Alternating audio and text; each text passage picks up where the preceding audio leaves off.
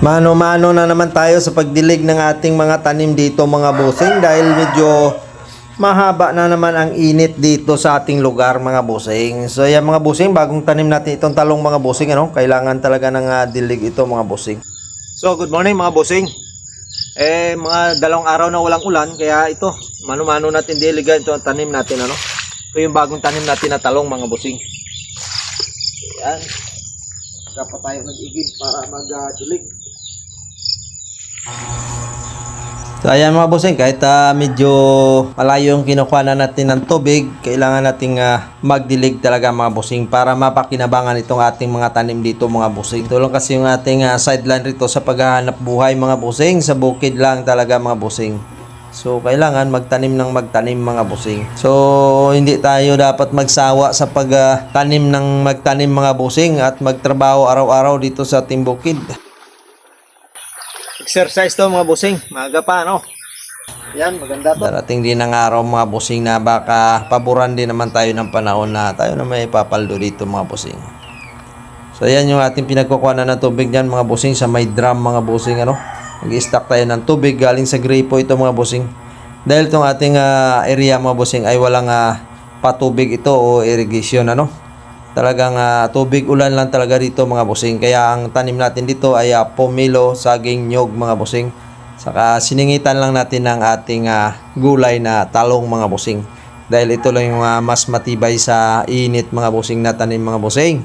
So kailangan lang natin magtiis at magtiyaga mga bossing. Hindi talaga pwedeng tumigil tayo sa paghahanap buhay mga bossing. Dahil ito ay extra income ito para pang baon din ng ating estudyante sa araw-araw mga bossing. So kailangan sipag lang talaga mga bossing. Hindi naman ito talaga mahirap gawin mga bossing dahil dito na tayo sanay sa bukid mga bossing. Mula nung bata hanggang tayo ay medyo nagkaedad na rin sa pagbubukid mga bossing. So ganito lang, ulit-ulit lang ang trabaho natin dito sa bukid mga bossing. So lang, kahit mahirap, wala tayong magagawa dahil ito lang yung ating alam na trabaho sa ngayon mga bossing.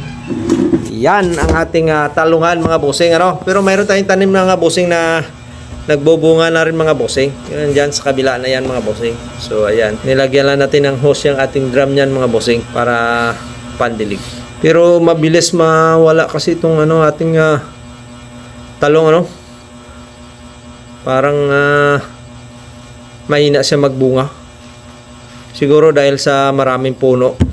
Kailangan talaga nito yung hawan siya siguro dahil naharangan yung kanilang mga dahon minsan. Yun lang napapansin ko dito kapag medyo hulong siya, madali siyang masira. Hindi gaanong namumulaklak. Talagang mabilis siyang mamatay yung puno, hindi inaabot ng taon. Kasi yung talong, maabot ng taon ito mga bossing. Pag medyo matanda na siya, pwede naman natin tabasin uli ito para magsalingsing siya. Pagkatapos abunuhan mo lang, mamumulaklak uli siya Pero itong ating tanim ay mabilis mamatay, matuyo yung dahon. Gawa siguro nung maraming puno. So sige lang mga bossing, wala naman tayong ibang choice kundi ito kasi yung ang saging natin talagang mahina rin magbunga.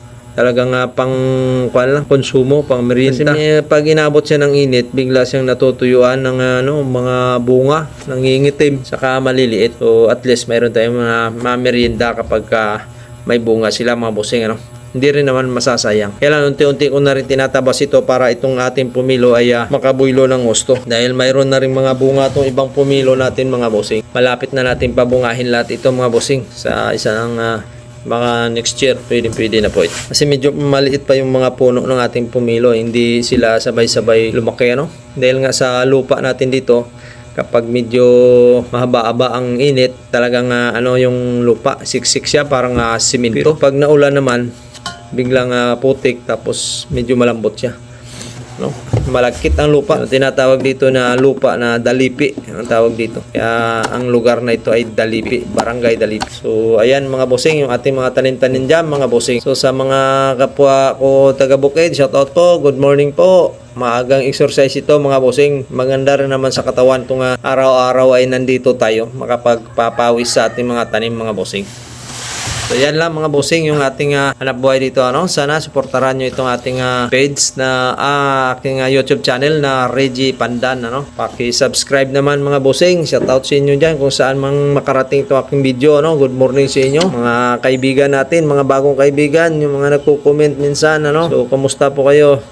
Good morning po, saan man kayong lugar. So ito yung ating hanap buhay dito mga bossing. Araw-araw magdidilig tayo para suportar ito sa puno ng ating talong mga bossing. So medyo hindi mahawan itong ating mga tanim mga bossing. Medyo mabilis din lumago yung damo. So ito ay dinidipinsa rin ito sa aking mga tanim na yung puno niya, yung puno ng pamilo para hindi ganong matuyuan. So ayan mga bossing, good morning.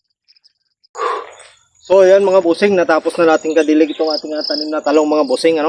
So nakikita natin talaga na medyo mahina na sila magbunga gawa nung talagang madalang na mag-ulan dito.